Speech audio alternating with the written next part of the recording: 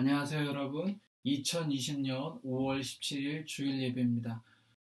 우리 좌우 옆에 있는 분들에게 우리 환영하고 축복했으면 좋겠습니다. 환영하고 축복합니다. 예, 감사합니다. 우리 찬송가 342장 너 시험을 당해 같이 찬송 부릅니다. 342장입니다.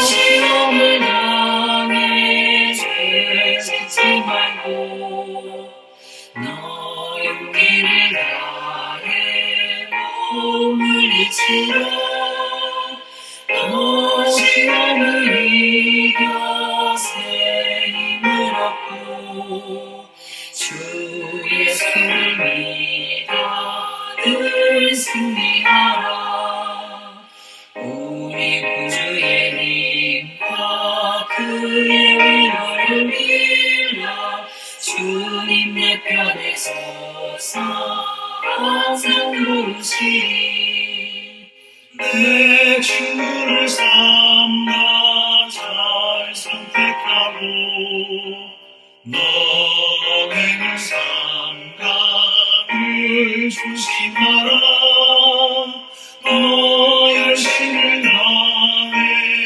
늘 충성하고 온 정성을 다해 주 봉사하라 우리 구주의 님과 그의 위로를 빌라 주님 내 편에 서서 항상 도우시리 아멘. 주님께서 우리와 늘 함께 하시고 우리를 도우시는 줄 믿습니다. 3절입니다.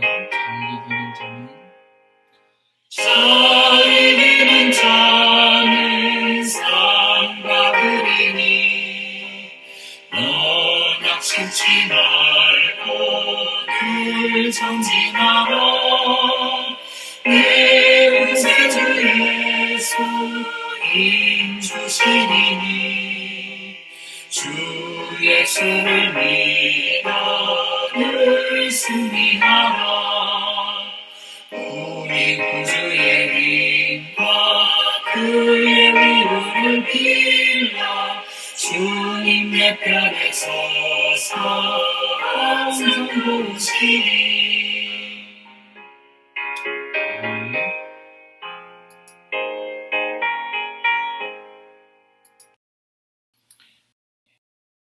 이 시간에 우리 기도하도록 하겠습니다. 제가 기도 인도합니다.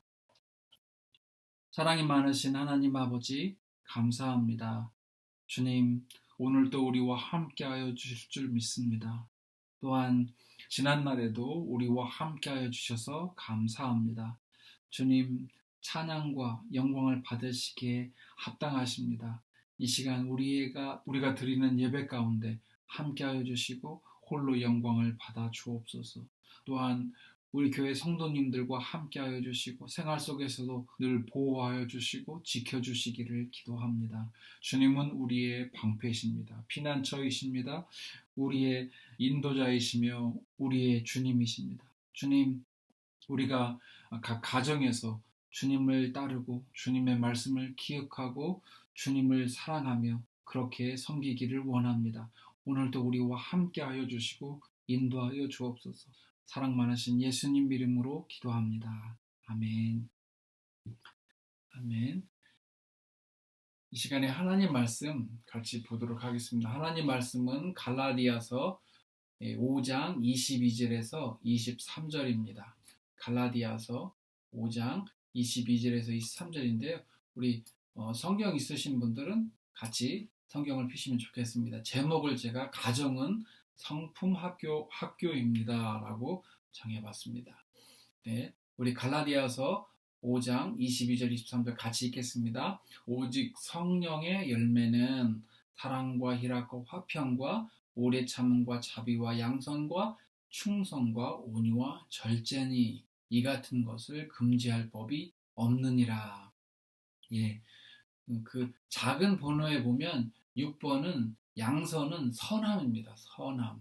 예, 다른 이 9가지 모든 성품들은 다 잘 익히 아실 줄 압니다.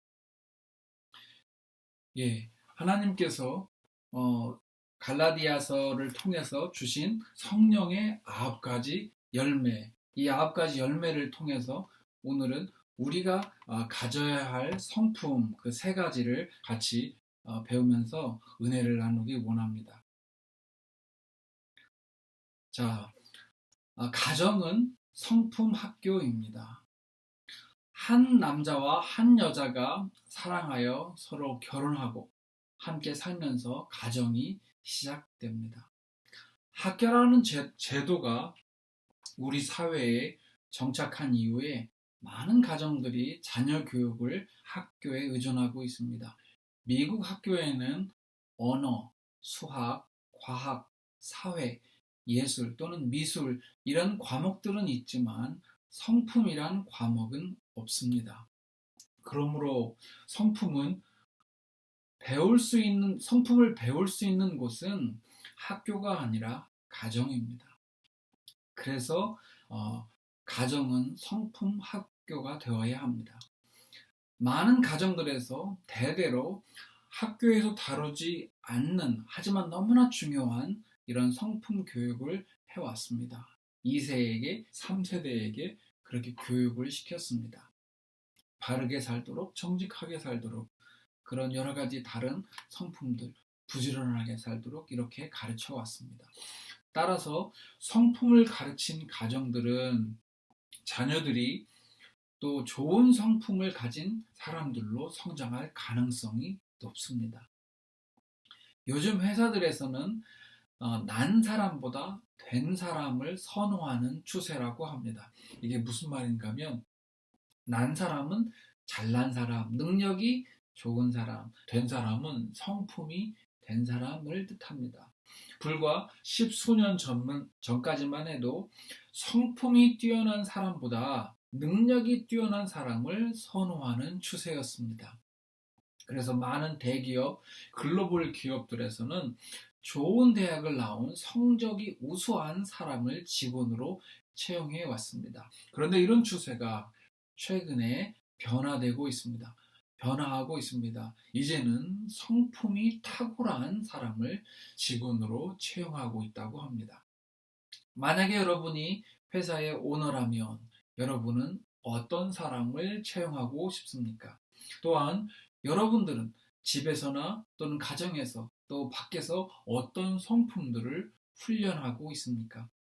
오늘은 갈라디아서 5장 22절에서 23절에 나오는 9가지 성령의 열매, 즉 사랑, 희락, 화평, 오래 참음, 자비, 양선, 충성과 온유와 절제, 이 9가지의 열매들 중에 오래 참음, 다른 말로 하면은 인내라고 하겠죠.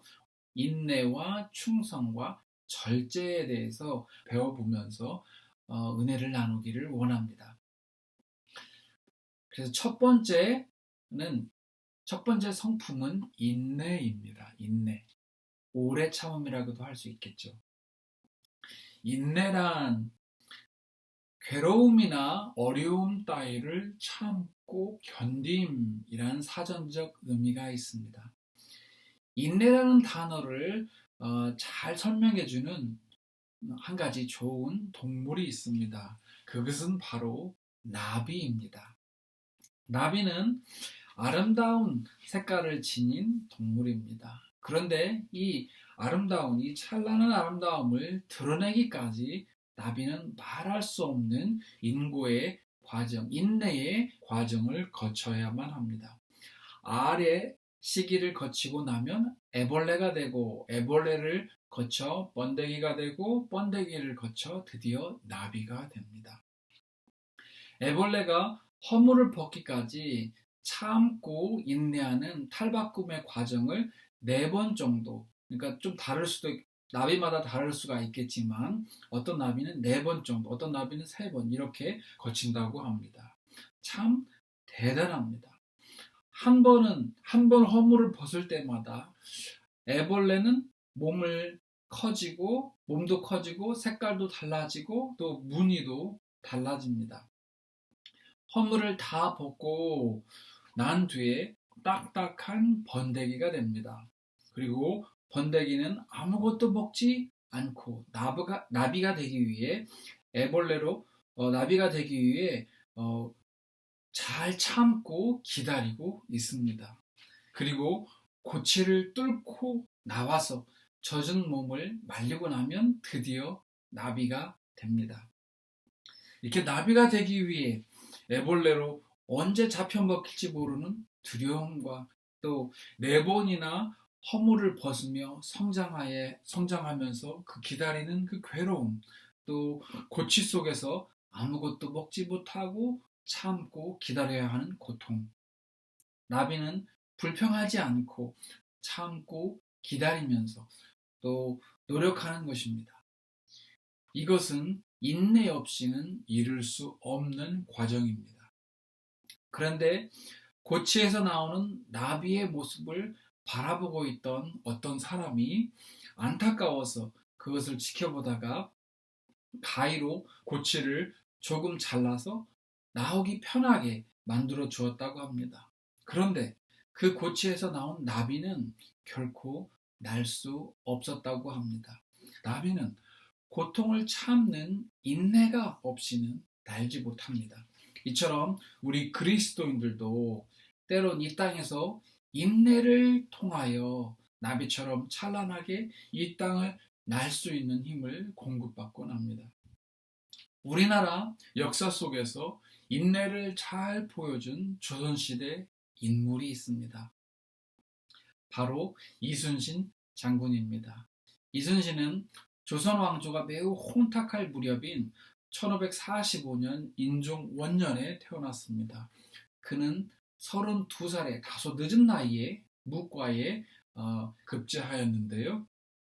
역사가들은 이순신이 늦은 나이에 궁술, 활을 쏘는 병법이죠. 궁술, 검법, 칼을 다루는 법, 더불어 병법까지 병사들을 다루는 법이죠. 병법까지 두루 능통하여 문무를 겸비한 대기만성형의 무인이 되기까지 그의 포기하지 않는 인내의 정신을 엿볼 수 있다고들 말합니다. 무과에 급제한 이순신이 처음 관리 생활을 시작한 후로 여러 가지 공을 세웠습니다.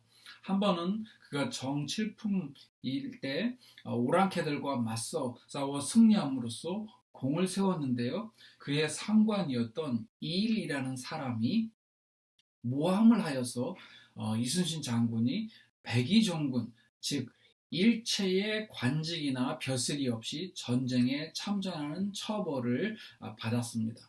그렇게 관직을 잃은 후 7년 동안, 무려 7년 동안 그렇게 모질고 긴 세월을 이순신은 잘 참고 이기고 견뎠다고 합니다.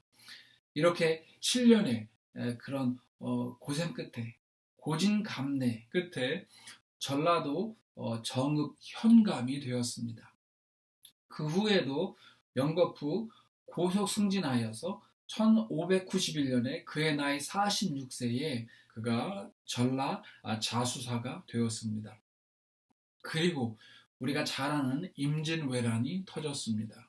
이순신 장군의 리더십 아래서 그 유명한 우리가 잘 알고 있고 그 유명한 바로 거북선이 건조되었습니다.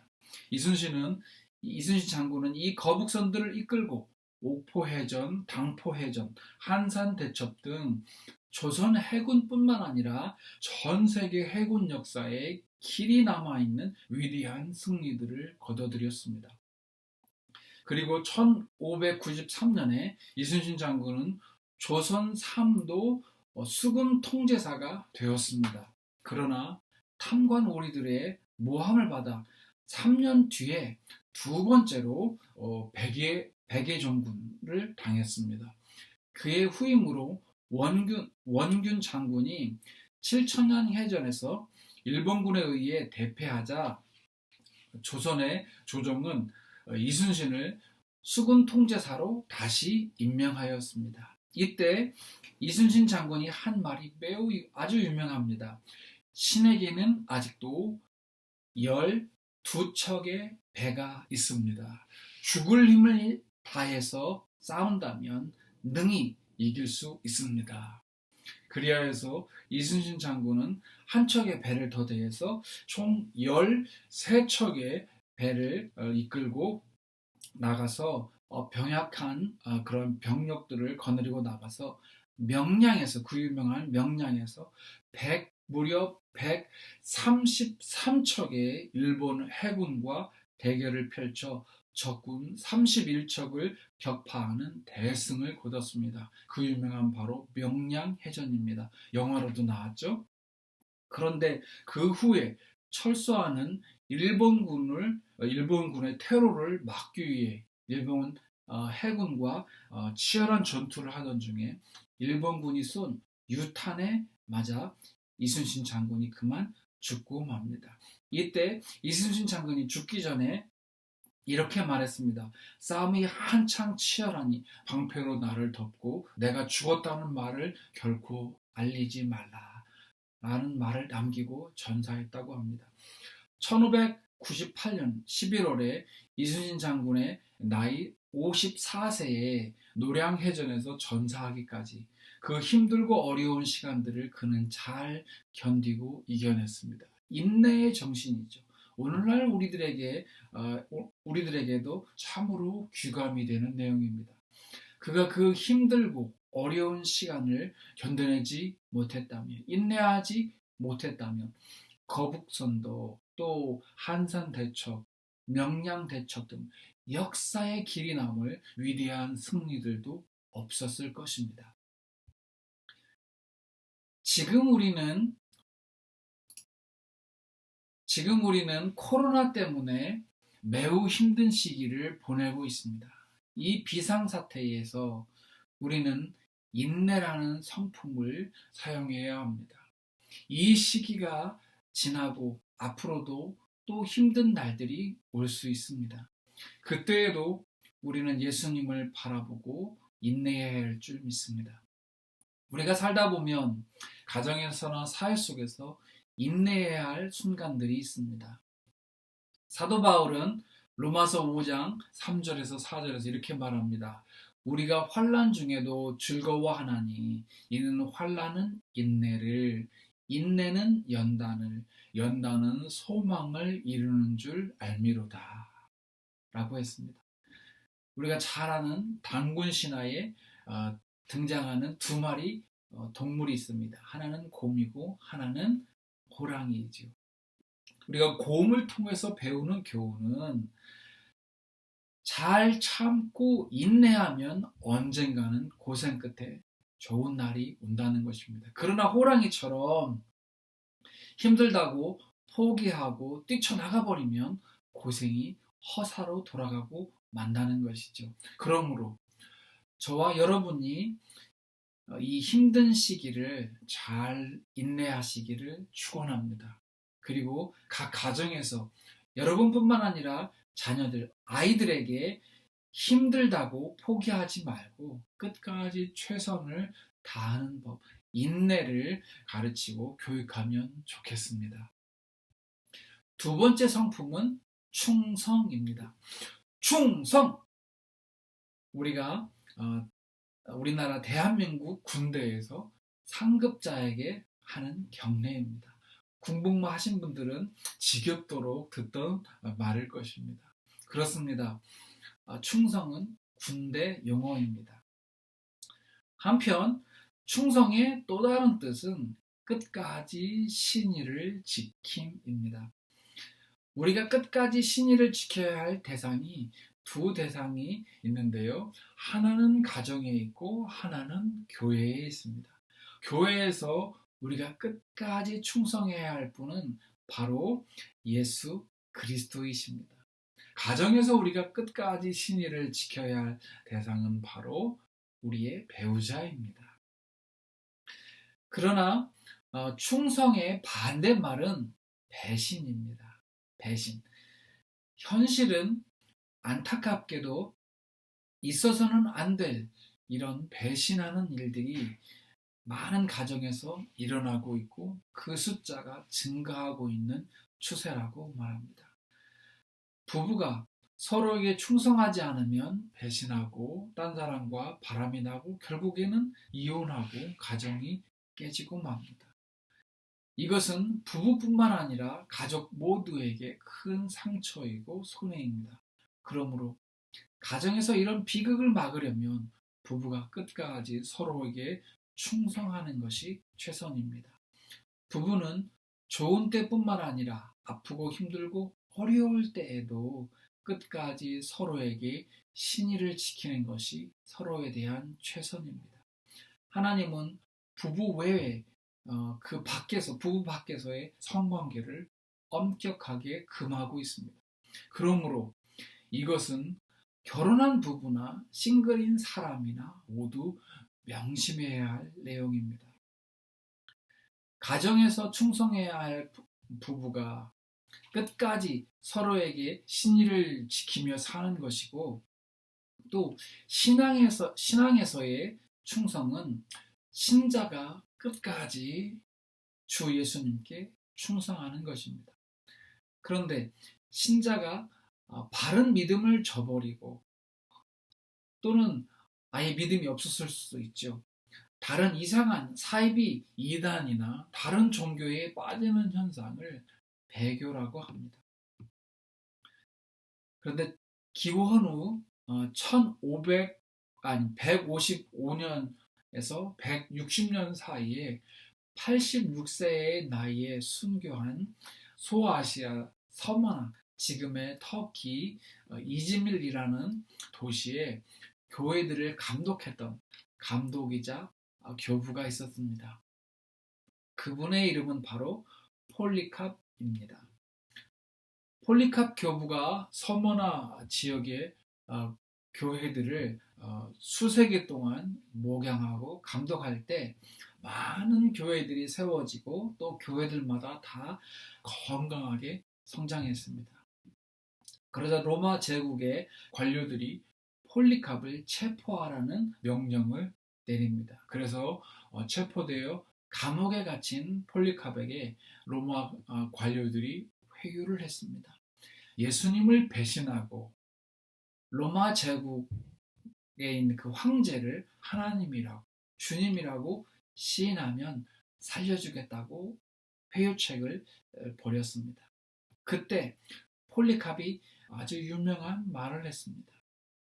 나는 86년 동안 그분의 종이었습니다. 그리고 그분은 나에게 그 어떤 잘못된 일도 하지 않으셨습니다. 그런데 어떻게 제가 나를 구원한 나의 왕을 모독하는 말을 할 수 있겠습니까? 결국 그는 공개 화형을 언도받고 큰 장작더미 위에 두 손이 묶인 채 놓여졌습니다. 그의 순교를 지켜본 사람들은 다음과 같이 말했습니다. 그는 큰 소리로 그를 순교자 반열에 놓으신 하나님을 찬양하고 영광을 돌리는 아주 감동적인 기도를 주 예수 그리스도의 이름으로 드렸습니다.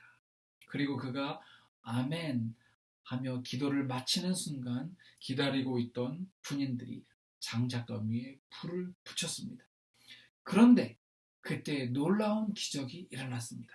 불길이 타오르기는 했으나 돛담배의 돛처럼 마치 이렇게 아치 모양을 만들면서 폴리캅을 태우지는 못했습니다. 그리고 어디선가 매우 향기로운 향기가 났습니다. 그리고 로마 군인들이 칼로 그의 몸을 찔렀다가 빼는 순간 갑자기 어디선가 비둘기가 나타났으며 몸에서 많은 피가 쏟아져 나와 거의 불을 끌 정도였습니다.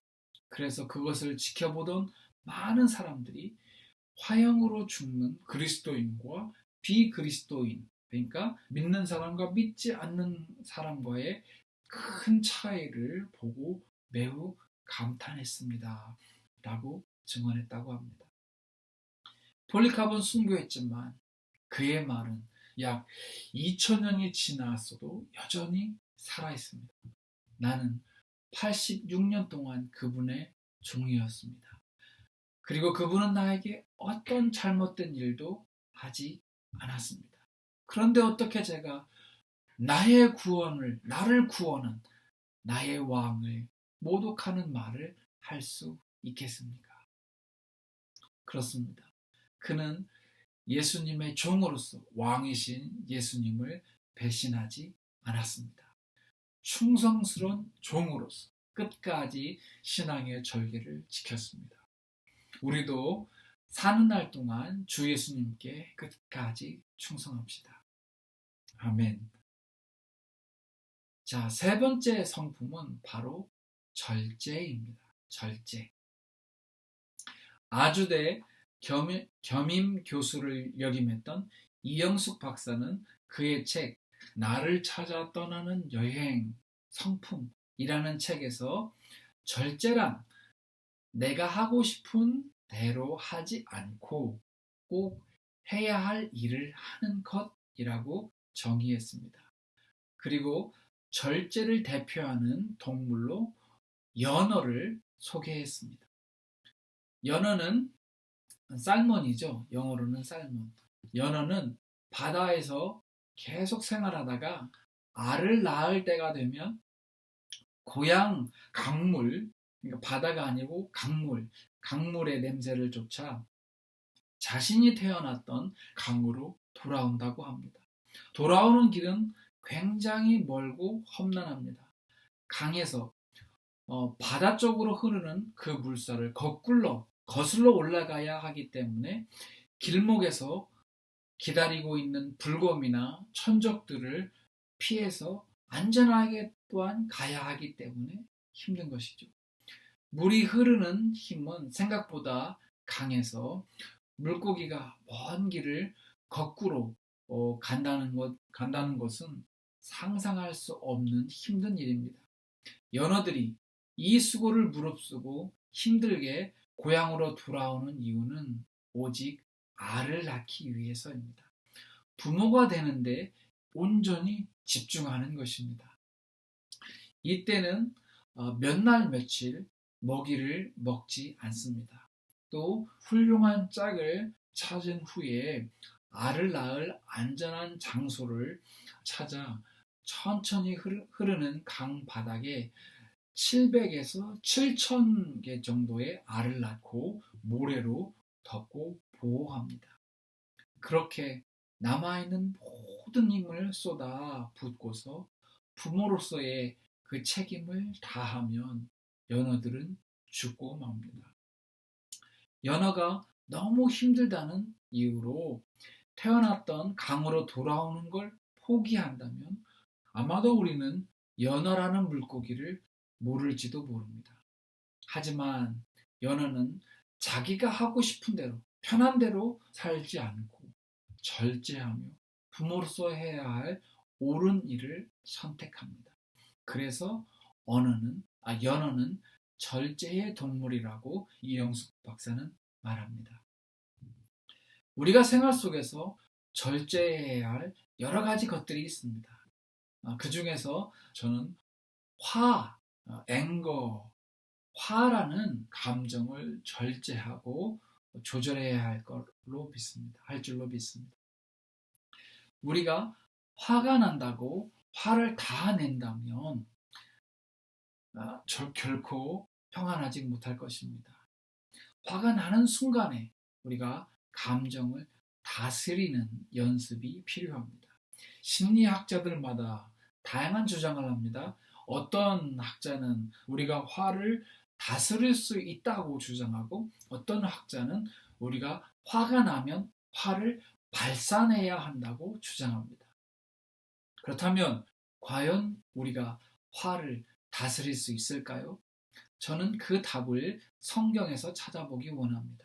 왜냐하면 그리스도인들은 예수 그리스도의 성품을 닮아가는 사람들이기 때문입니다. 그러므로 우리는 절제를 예수님의 모범을 통해서 배우기 원합니다. 성경을 보면 하나님은 화를 많이 참으셨습니다. 예수님도 그러셨죠. 그런데 예수님께서 신기하게도 화를 참기만 하지 않으시고 심지어 화를 내시는 경우도 있으셨습니다. 외식하는 서기관들과 바리새인들을 향하여 화를 내셨습니다. 뱀들아, 독사의 새끼들아 라고 심한 말을 하시며 화를 내셨습니다. 또한 침례 요한도 같은 말로 독사의 자식들아 라고 화를 내기도 했습니다. 오늘날 말로 치면은 개들아, 개의 새끼들아 라고 아주 찰진 욕을 하신 것입니다. 어떻게 성경에 이런 찰진 욕이 나올 수 있는가 하고 의아해하는 분도 있겠지만 분명한 사실은 예수님께서는 완전한 사람이시요 완전한 하나님으로서 사람처럼 감정을 가지고 그 감정을 표출하셨다는 것입니다. 예수님께서 화를 내신 그 대상은 서기관들과 바리새인들이었습니다. 마태복음 23장 13절 15절을 보면 화 있을진저 외식하는 서기관들과 바리새인들이여 너희는 천국문을 사람들 앞에서 닫고 너희도 들어가지 않고 들어가려 하는 자도 들어가지 못하게 하는도다. 참으로 안타까운 현실이죠. 15절입니다. 화 있을진저 외식하는 서기관들과 바리새인들이여 너희는 교인 한 사람을 얻기 위하여 바다와 육지를 두루 다니다가 생기면 너보다 배나 더 지옥 자식이 되게 하는도다. 이렇게 서기관들과 바리새인들은 참으로 못된 짓을 했습니다. 사람들이 천국에 가지 못하게 했고 교인이 생기면 그들보다 배나 더 지옥 자식이 되게 했습니다. 그렇기 때문에 예수님께서 화를 내시며 그들에게 저주하셨던 것입니다. 또한 구약 성경에서도 성부 하나님께서 화를 내시기도 하셨습니다. 참기만 하신 것이 아니라 화를 내신 경우도 있었습니다. 바벨탑 사건, 노아의 홍수, 이스라엘 역사를 보면 이스라엘에 많은 고난과 환란이 있었습니다. 결국은 이스라엘이 멸망하죠. 이 모든 사건들이 하나님께서 진노하셨기 때문에 일어났습니다. 하나님께서 직접 선택하시고 세우신 이스라엘이라는 나라가 망하게까지 하셨는데 하나님을 거부하고 모독하는 많은 사람들, 인류에 있는 많은 사람들에 대한 하나님의 진노는 어떨까요? 인류에 대한 하나님의 진노는 아직 보류 중입니다. 마지막 심판날에 그 무시무시한 하나님의 진노가 악인들에게, 하나님을 믿지 않는 사람들에게 쏟아질 것입니다. 그러나 신약 성경, 신구약 성경 전체를 통해서 보면 분명하게 알 수 있는 사실은 하나님께서 화를 내시기보다 많이 참으셨다는 것입니다. 그리고 진실로 회개하는 사람을 용서해 주셨습니다. 그래서 구약 성경, 출애굽기, 민수기, 시편, 잠언, 이사야, 요나, 나음서들을 보면 하나님을 묘사할 때 이렇게 묘사합니다. 노하기를 더디하시는 하나님, 인애와 자비가 많으신 하나님이라고 많은 선지자들이 수없이 말했습니다. 예수님께서 고난을 받으실 때 12군단도 넘는 천군 천사를 보내서 이 땅에 있는 사람들, 악한 사람들, 예수님을 모독하는 사람들을 다 죽일 수도 있었음에도 그렇게 하지 않으셨습니다. 만약에 예수님께서 진노하셔서 화를 내셨다면 인류 역사에 구원과 교회는 없었을 것입니다. 그러므로 우리가 가정에서나 사회에서 화를 내기보다 참는 것이 유익합니다. 잠언 15장 1절과 18절을 보면 유순한 대답은 분노를 쉬게 하여도 과격한 말은 노를 격동하느니라. 분을 쉽게 내는 자는 다툼을 일으켜도 노하기를 더디하는 자는 시비를 그치게 하느니라. 그렇습니다. 우리가 가정에서나 밖에서 이렇게 화를 내는 것보다는 한 발 뒤로 물러나서 유순한 말로 또 노하기를 더디하는 그런 태도로 말한다면 우리가 시비를 그치고 또 그 주변 사람들과 평화롭게 지낼 수 있을 것입니다. 우리 주변에 있는 사람들이 좀 더 밝게 웃으면서 안정된 생활을 할 것입니다.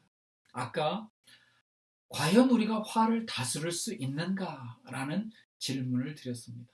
저는 사람이 화를 다스리고자 한다면 화를 다스릴 수 있다고 믿습니다. 왜냐하면 이 또한 절제의 한 영역에 속하기 때문입니다. 예, 우리는 지금까지 가정은 성품 학교입니다. 라는 큰 제목 아래 인내, 충성, 절제 이 세 가지 성품에 대해서 살펴보았습니다. 우리는 지금 인내, 충성, 절제를 매우 필요로 하는 시대에 살고 있습니다. 이 시대는 인내하지 못하고 또 충성 대신에 배신을 하며 절제 대신에 무절제한 사람들이 난무하는 시대에 살고 있습니다. 따라서 우리가 가정에서 인내, 충성, 절제를 연습하고 또 우리 자녀들, 우리의 손자, 손녀들에게 가르칠 수 있다면 그것을 배운 훈련한 사람들은 집에서 훈련한 사람들은 훈련하지 않은 사람들보다 여러 가지 면에서 훨씬 앞서 나갈 것입니다. 또한 훨씬 뛰어날 것입니다. 학교에서나 직장에서나 가정에서 말입니다. 저와 여러분이 그 있는 그 곳곳마다 이 성품들을 잘 사용하셔서 저와 여러분이 계시는 곳이 보다 아름다운 세상, 보다 아름다운 가정, 보다 아름다운 교회로 만들어 가시기를 축원합니다. 우리 시간에 같이 기도하도록 하겠습니다. 사랑이 많으신 하나님 아버지, 성령의 9가지 열매 중에 오늘은 3가지 열매, 인내, 충성, 절제를 배웠습니다. 하나님, 우리의 삶 가운데 이 3가지 열매가 아름답게 맺히고 또 이 성품을 우리가 어려운 때에 잘 발휘할 수 있기를 바랍니다. 주님, 참기 어려운 순간들도 있습니다. 살다 보면 그러한 어려운 날들, 그러한 시기를 잘 인내하게 하여 주옵소서. 하나님 아버지, 이 세상에 많은 사람들이 주님 배신을 하고 배교를 하는 일들이 발생을 합니다. 그러나 주님, 우리가 하나님을 배신하지 않고 배교하지 않고 주님, 우리 가정에서 배우자들을 끝까지 신실하게 신의를 지키는 우리 모두가 되기를 원합니다. 하나님 아버지, 또한 이 세상은 무절제한 세상입니다. 많은 사람들이 무절제한 생활을 하고 있습니다. 하나님, 이러한 때에 우리 그리스도인들은 절제를 잘 배워서 주님 여러 가지 면에서 절제하고 주님 특별히 감정적인 면에서 또 주님 화를 내는 것에 있어서 절제를 잘 배워서 다스릴 줄 아는 우리 모두가 되기를 간절히 소원합니다. 그렇게 소원하는 우리 사랑하는 성도님들을 축복하여 주옵소서. 예수 그리스도의 이름으로 기도합니다. 아멘. 예, 광고 시간입니다.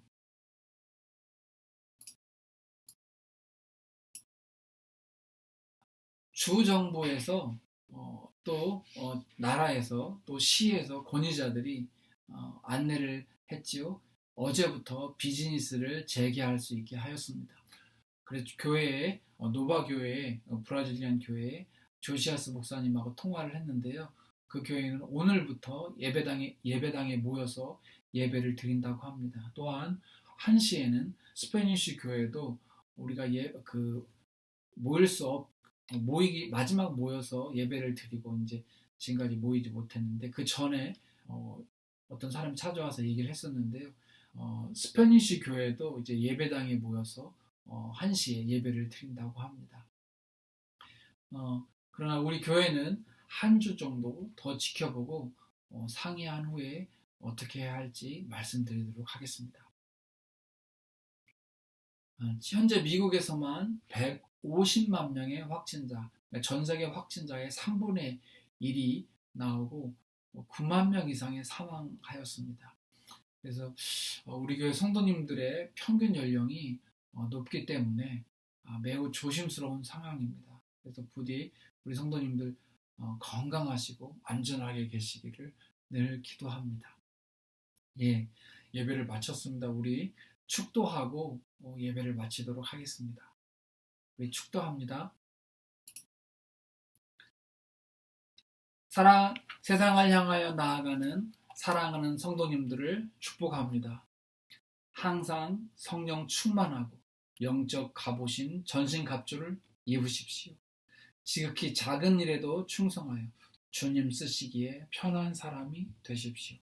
여러분의 착한 행실을 사람들이 보고 하나님께 영광을 돌리게 하십시오.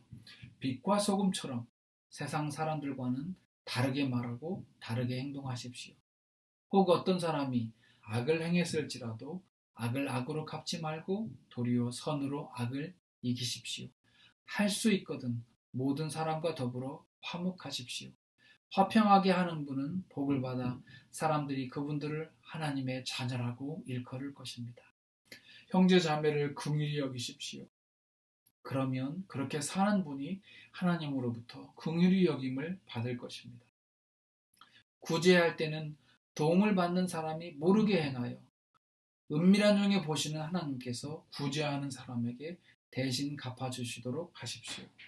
자기의 이름을 드러내려 하지 말고 예수님의 이름이 높아지도록 언행심사를 주의하셔서 하나님의 기쁨이 되십시오. 모든 권면이나 사랑의 무슨 위로나 성령의 무슨 교제나 긍휼이나 자비가 있거든 오직 겸손한 마음으로 자기보다 남을 좋게 보고 선대하십시오. 무슨 일에든지 예수님께서 행하신 것처럼 여러분도 예수님을 따라서 행하시면 하나님 아버지께 영광을 돌리게 될 것입니다. 주 예수 그리스도의 크신 은혜와 하나님의 극진하신 사랑과 성령님의 감화, 감동, 교통하심이 오늘 이 세 가지 성품, 인내, 충성, 절제를 연습하고 또 실천하기를 작정하고 그렇게 살아가는 우리 사랑하는 성도님들과 함께 하시기를 간절히 축원하옵나이다. 아멘. 예, 예배 마쳤습니다. 감사합니다. 다음 주에 뵙겠습니다.